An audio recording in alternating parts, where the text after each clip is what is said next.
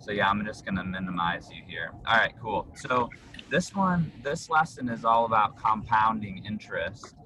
which I think is, really the fundamental piece of investing and saving. So what he talks about in the episode is in his first interview with Goggins, he said that, and I don't know if you know who David Goggins is, but he's Oh, a yes.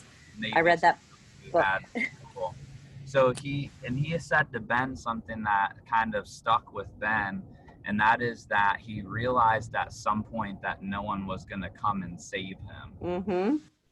And I think, and what Ben's point was, and I agree completely, is that I think a lot of times we like to stick our head in the sand and act like, well, as long as we just keep doing what we've been doing, somehow we're going to get out of this.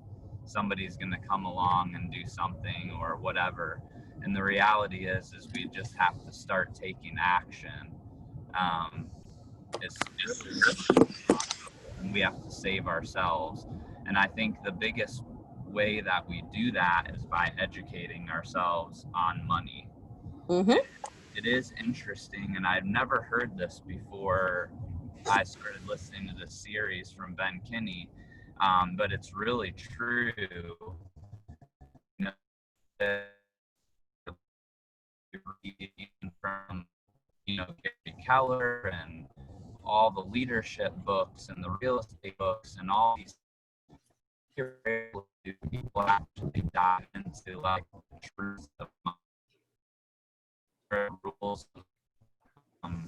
And so the idea that you need to really become a student of money is something that I think it's going to be a foundational piece in my life moving forward, because I don't think, even though I consider myself to know business fairly well, being a master of money is a different topic than just running a business. And so I think the biggest concept that we need to understand is the idea of compounding interest. And basically he defines it as the interest that's paid on interest.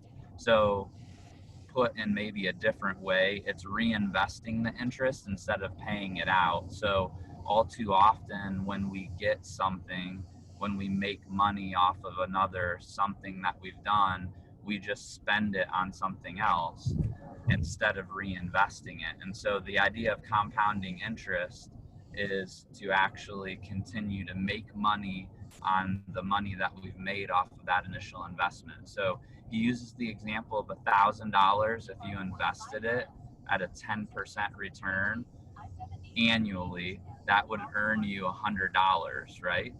Mm-hmm.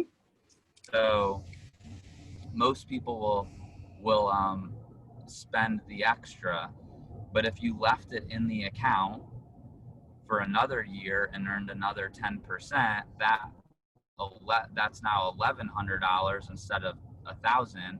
You would get a 10% return on that and make $110. If you left it in the account for another year with a 10% return, then you would get $122 on that money, and you would continue to obviously compound that over time.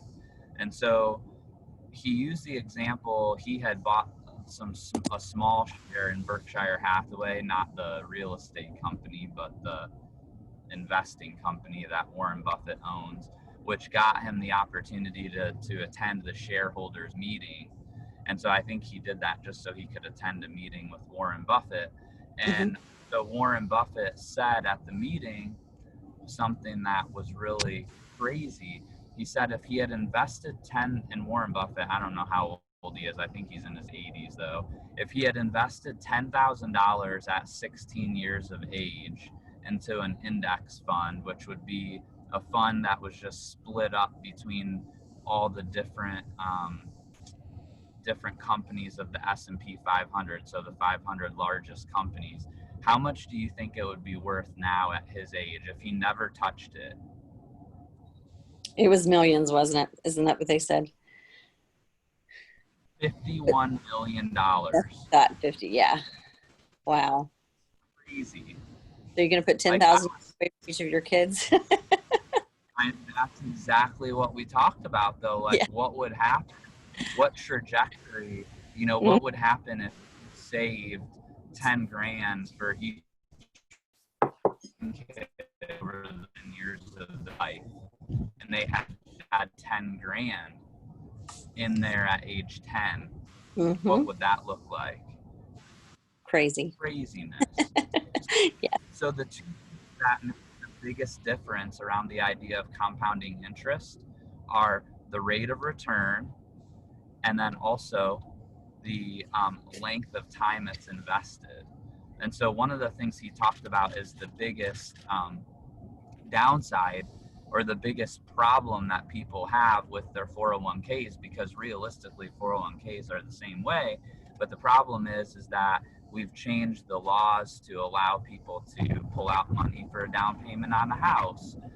They're able to take loans against it, all of those things, which is great, right? It's their money, but that completely destroys the compounding interest effect, which is where all the money's made. So what we're going to do is just go through a few examples of compounding interest and how it could apply to your life. So he used three examples. He said there's three guys, and obviously they just use the three guys that do the podcast. But Ben started at age 25, putting away $1,000 a month. So that equals 12,000 per year into his retirement account for just 10 years. So at age 35, he quit doing it. So he saved 120,000. Chad at age 35 started doing exactly the same thing. So he quit at age 45. And Bob, he was a slow starter. He started at age 45 and did the same thing. So they all put in the same amount of money. So they're going to assume that there was a 7% annual return and that no one borrowed against it or touched it until they retired at age 65. Now, obviously, the difference is just the length of time that it was invested based on when they started. So the results, and I accidentally just touched the button there, but the results are that Bob's, so he started at age 45 to 55. So he tripled his money, which is awesome, and made 349,000. Chad 753, and Ben 1.5 million.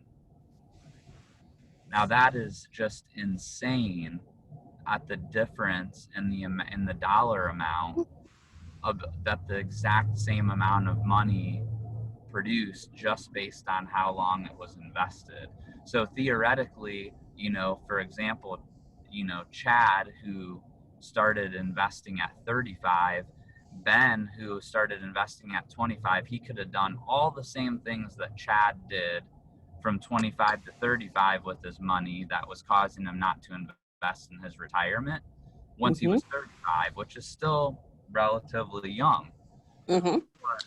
And because Ben quit investing at 35, so he could have gone out and bought a boat and done all those things, but he would have made more than double what Chad did. So I thought that was crazy.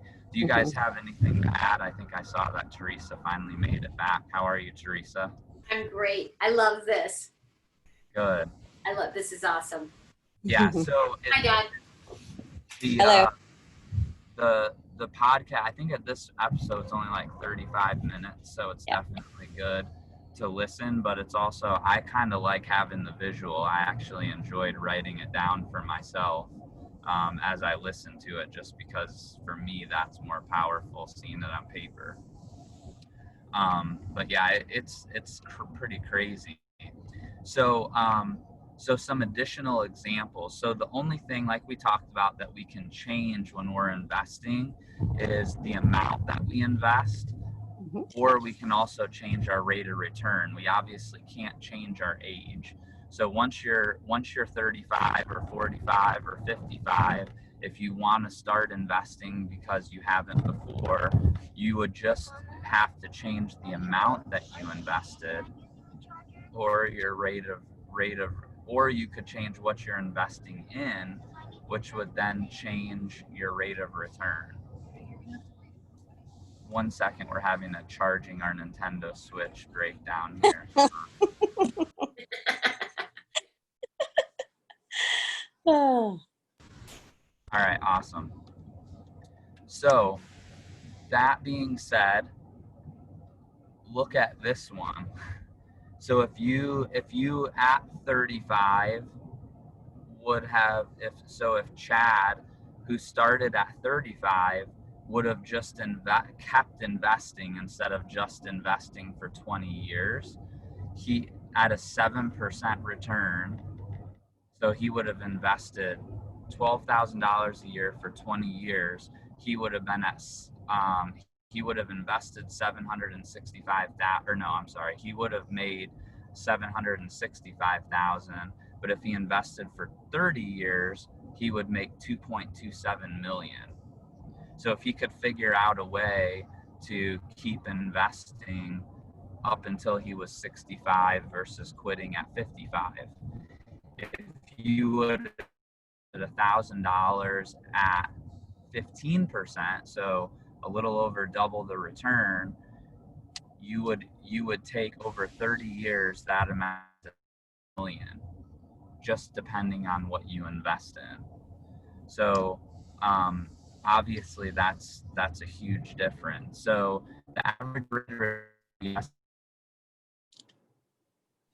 I think 20 or 30 years, has actually been over 10%. Can you guys hear me okay?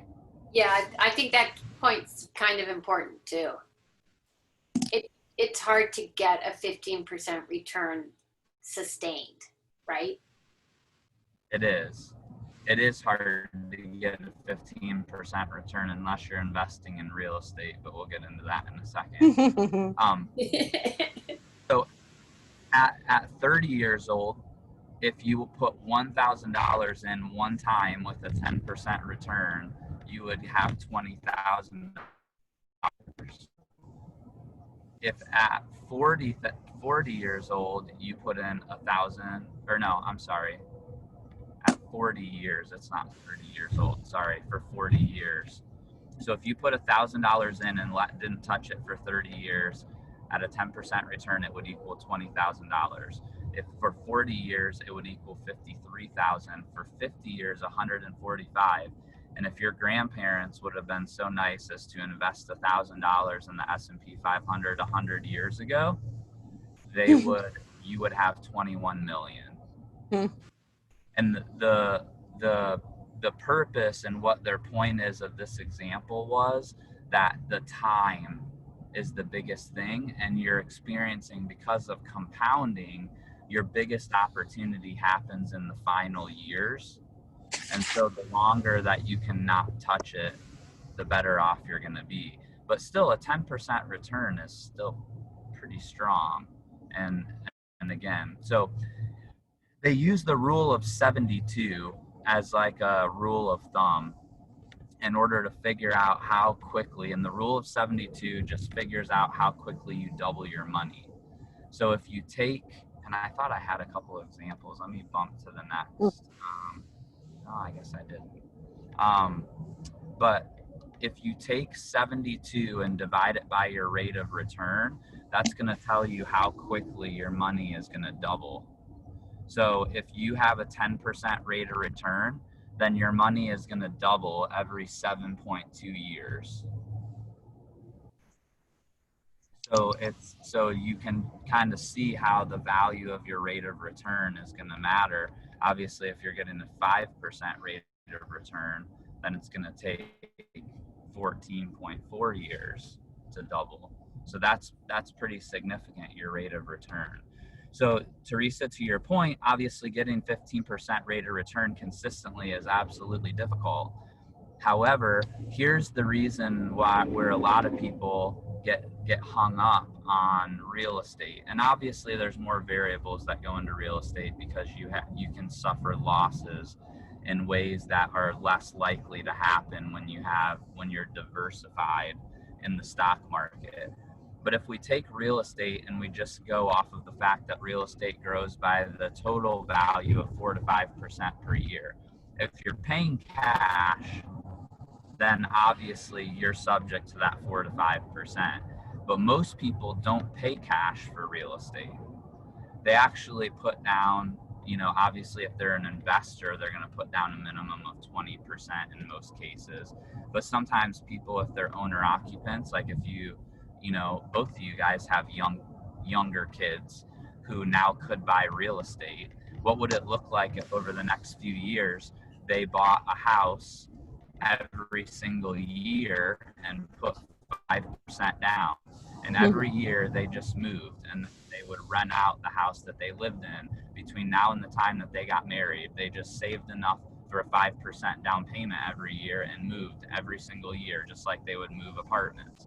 So they were only putting down 5%. So if you used a $100,000 house as an example, which unfortunately in Columbus is hard to find, but if they were doing that, they actually would have only put down $5,000 on a $100,000 house. If that house appreciated by 5%, just to make the math easy, they literally increased the value of the house by $5,000, which was their initial investment. So actually their money doubled in 1 year because they didn't put $100,000 in. And that number, that appreciation number, actually doesn't even include the rent or capital, which most of us would never advise an investor to buy a house that they were breaking even on. And it also doesn't include the debt pay down, which is also significant. So if we factor in all of those different factors, obviously it varies depending on the property, but achieving a 15% return on your money, because remember, when you put $5,000, that same $5,000 that they spent on the down payment for the house, you put that $5,000,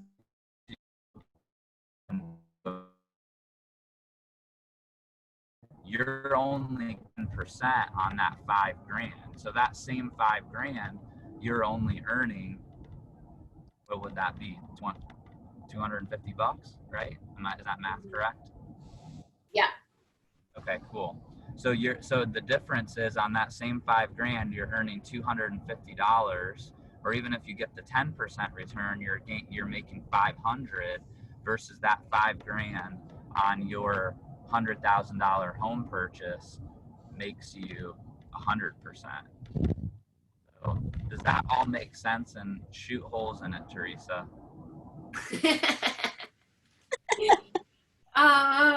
I get you. Well, I guess the only hole I can think of is you have to make your money going in. Like you can't, in this market, you have to be very careful not to overpay for the house because it's not going to increase in value if you've overpaid for it. But if you're keeping it for 30 years, what do you think the chances are that you apply that rule to the stock market, right? You invested that $1,000, that $5,000 in the stock market, and next year the stock market dropped by 10%. That would just be a blip in the radar, right? Right. But it wouldn't necessarily, as long as you were keeping it for the long term, I think none of these compounding, the basis of compounding interest is definitely predicated on the fact that you're doing long-term investing, because on short-term investing, all of this stuff is out the window, right? Because you're at the mercy of the market. Yes, you are at the mercy of the market. Columbus, Ohio. And then you also have to factor in updating. Like when tenants move out, you've got to paint, carpet. You're going to have to update over the years. It's similar to the stock market taking a hit when you have to put like 5,000 or 6,000 into it some years to just keep it marketable. So, I think you have to think about that when you're in this. You have to look at it. I think though, you're a real estate investor. I think if you went back and looked at your rate of return, even factoring in be your expenses, that your rate of return on real estate is typically going to be higher Yeah. than your rate of return in the stock market.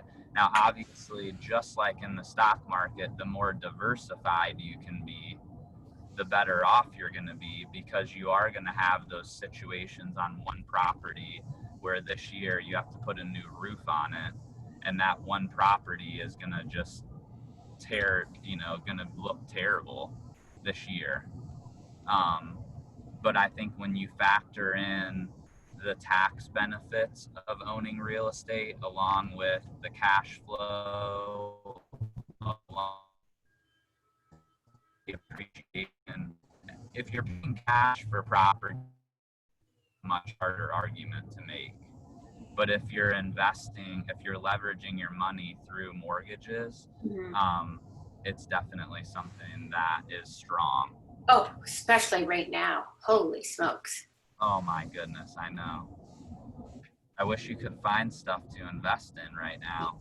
Well, Troy from Toledo, did you see where the Wall Street Journal, I think it was the Wall Street Journal yesterday, they said the number one city in the U.S.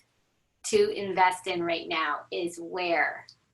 It's Toledo, Ohio. It is. Nice. I know. I think we should look into that.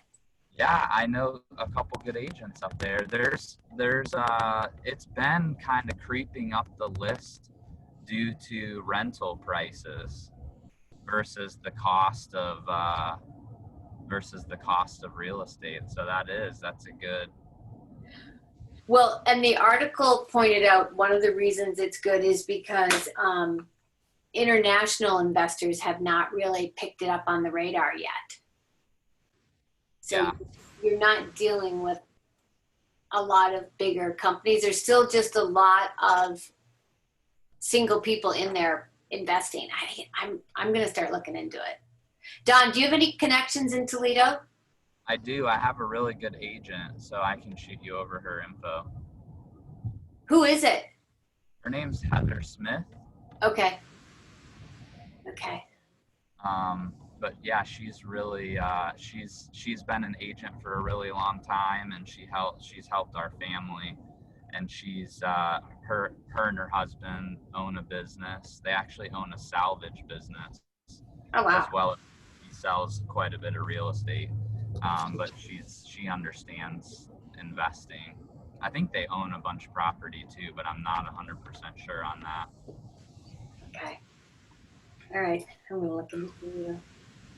All right. So the last thing is just there's at winmakegive.com I think it's /wealth, but if you just go to winmakegive.com and click on the wealth series, they have a compounding interest calculator. And I think for both of you guys, even if you understand this at a high level, it would be something cool to share with your kids. Yes. Have them plug in some numbers in there and show them the value of compounding interest, because I think, no matter how many times I've been taught this, when you hear those examples like the Warren Buffett one, where if he would have just invested 10 grand when he was 16, that it would be worth 51 million. Like, that's crazy to me. Okay. And it's not something that we get taught in school, which is a travesty, but it is what it is. Hey, they're changing that though. They should. They financial literacy is now mandated to graduate from high school. Good. That's good. It needs to be a class that they take every year, starting in junior high. Yes. Yeah, I was just going to say, as soon as you're able to babysit, you need to be, Yeah, because what would happen if those kids would have been taking their babysitting money and putting it into an account? Right. Versus buying Pokemon cards or oh, cool. All right, awesome. Well, thank you guys so much for jumping on, and I will talk to you all soon. Thank you very much. Where are you now? I'm driving back from DC. Was it fun? It was really fun. Yeah, we were on the Potomac on Saturday for the fireworks and the flyover and all that stuff. It was cool. Good. Nice. Good choice. Yeah. Yep. All right. Well, we'll see you back in the hood. All right, sounds good. See ya. Bye-bye. Bye. Bye, Don. Bye. See ya.